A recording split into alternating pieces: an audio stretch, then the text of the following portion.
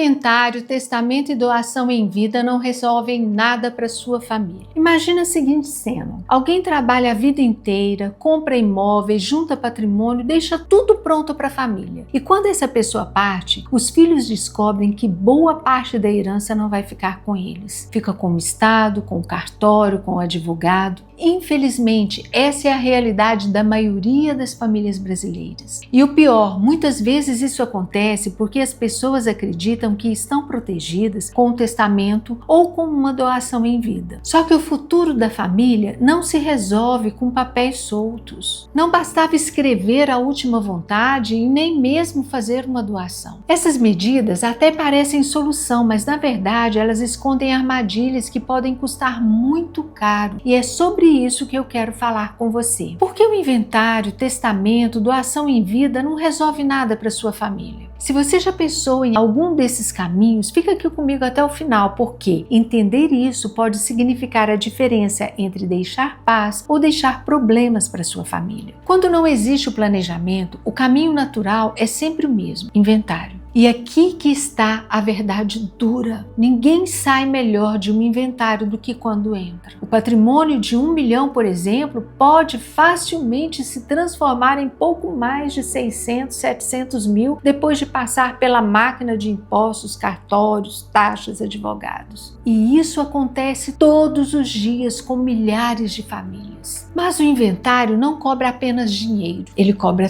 tempo. Mesmo os mais rápidos, feitos em cartório, arrastam meses de espera, papéis, certidões, custos. E os judiciais, então? Esses podem consumir anos de vida de uma família inteira. Quer um exemplo real? O inventário mais longo da história do Brasil foi o do comendador Domingos Faustino Correia, que faleceu em 1873 no Rio Grande do Sul. Foram 107 anos de inventário, atravessando mais de um século, várias gerações e diferentes legislações. Agora pense, você perde alguém que você ama, está vivendo os momentos mais difíceis da sua vida e em vez de viver o luto em paz, precisa lidar com o prazo do documento, quanto que tem que pagar, tem dinheiro para pagar, como levantar esse dinheiro. Esse é o inventário. Ele prende a família e tem uma burocracia que parece que não tem fim. E no final ainda há um peso, a sensação de perda, porque o patrimônio que foi construído com tanto esforço ao longo dos anos acaba sendo reduzido. A herança que deveria ser cuidada e continuidade vira um problema. Esse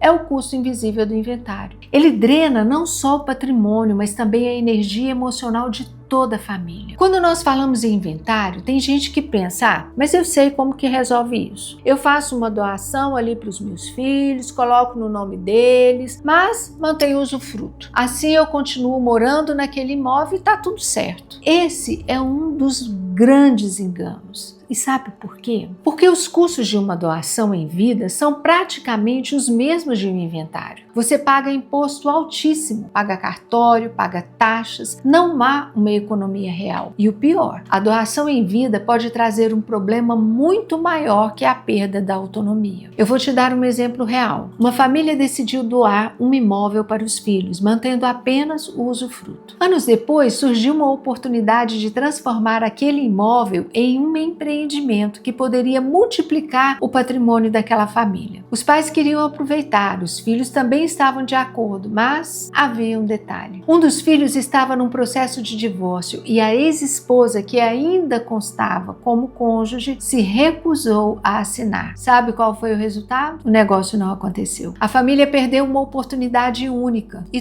tudo porque os pais já não tinham mais autonomia sobre aquilo que eles construíram. Esse é o grande risco da doação em vida. Ele antecipa a sucessão, mas ele engessa a família. Deixa o patrimônio vulnerável a situações que fogem completamente do controle dos pais. E aqui está um ponto central. Um planejamento que tira de quem construiu o patrimônio o poder de decidir o que fazer com ele não é planejamento. É uma armadilha disfarçada de solução. Por isso, acreditar que a doação em vida resolve o futuro da família é um erro que pode custar caríssimo. Outra crença crença muito comum é de que o testamento é uma solução segura para organizar o futuro da família. Afinal, todo mundo já ouviu falar dele, não é? Mas a verdade é que o testamento está longe de ser a resposta. O que é o testamento? Ele é um documento onde a pessoa registra a sua última vontade sobre a distribuição dos bens. Simples assim. Mas aqui está o problema. O testamento não evita o inventário, pelo contrário, na maioria das vezes, ele torna o inventário ainda mais lento e mais caro. Porque antes de dividir os bens, é preciso validar juridicamente aquele testamento. Ou seja, mais custos, mais prazo, mais burocracia. E existe ainda um outro ponto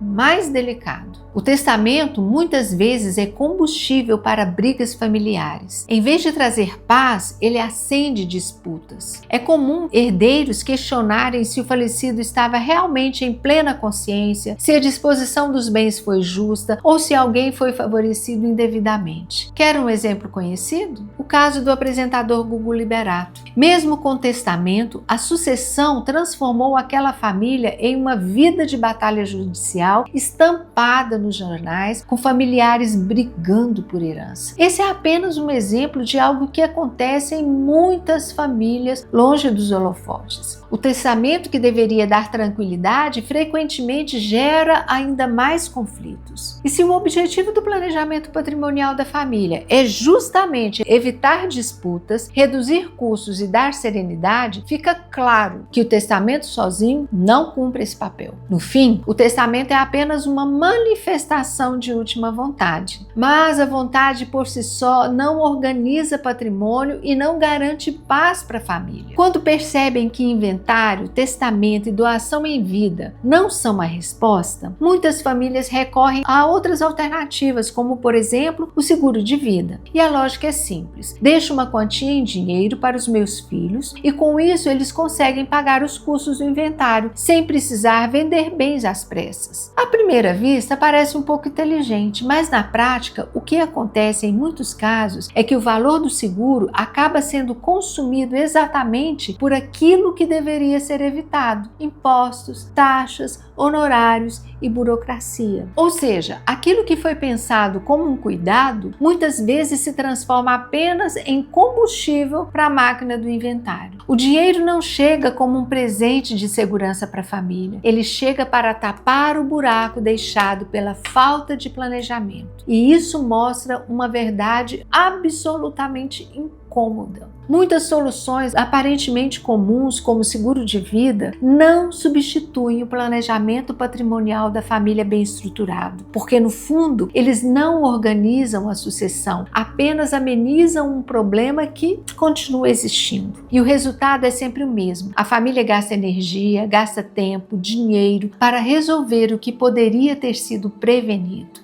Até aqui vimos como inventário, doação em vida, testamento ou até mesmo seguro de vida não resolvem o problema central. Todos eles têm algo em comum: são medidas reativas que deixam a família vulnerável e não evitam a perda do patrimônio, do tempo e da paz. O que falta é uma mudança de mentalidade. Em vez de pensar em soluções isoladas, precisamos pensar em um sistema de proteção e continuidade que seja preventivo, flexível e vivo, capaz de adaptar conforme a família cresce, muda e enfrenta imprevistos. Essa é a essência do planejamento patrimonial da família. Ele não é um documento, não é uma assinatura em cartório, ele é uma estrutura pensada para funcionar de forma automática, preservando os bens, garantindo que a sucessão do patrimônio aconteça com ordem e com segurança. E quais são os pilares deste planejamento? Benefício econômico.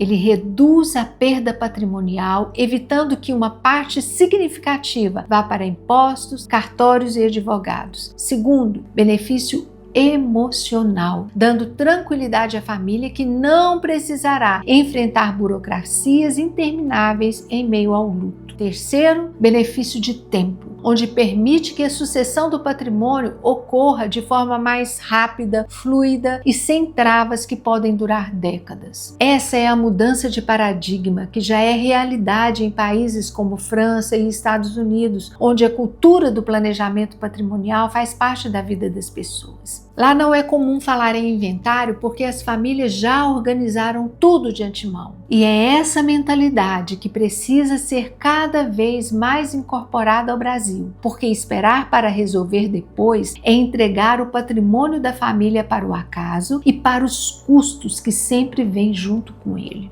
No fim das contas, o verdadeiro dilema não é se você vai deixar a herança. A questão é, essa herança vai se transformar em paz ou em problema para a sua família? Se for conduzida apenas por um inventário, testamento, doação em vida, a resposta quase sempre será um problema. Patrimônio reduzido, tempo perdido, relações familiares desgastadas. Mas quando existe um planejamento patrimonial da família bem estruturado, a história é diferente. A herança deixa de ser um fardo e passa a ser um ato de cuidado. Os bens se transformam em ponte entre gerações, em continuidade, em tranquilidade, porque herança não deveria significar litígio. Herança não deveria ser sinônimo de perda. Herança deve ser lembrada como proteção, como amor, como forma de organização. Então eu deixo aqui uma reflexão para você. Eu estou entregando apenas bens ou também ordem, clareza e segurança? Eu estou deixando improviso ou continuidade? A resposta a essas perguntas define se a sua família vai herdar paz ou problema. Legado não é improviso. Legado é continuidade. É manter a família protegida. É exatamente isso. Garantir que o amanhã seja mais leve, mais seguro e mais harmonioso para aqueles a quem você ama.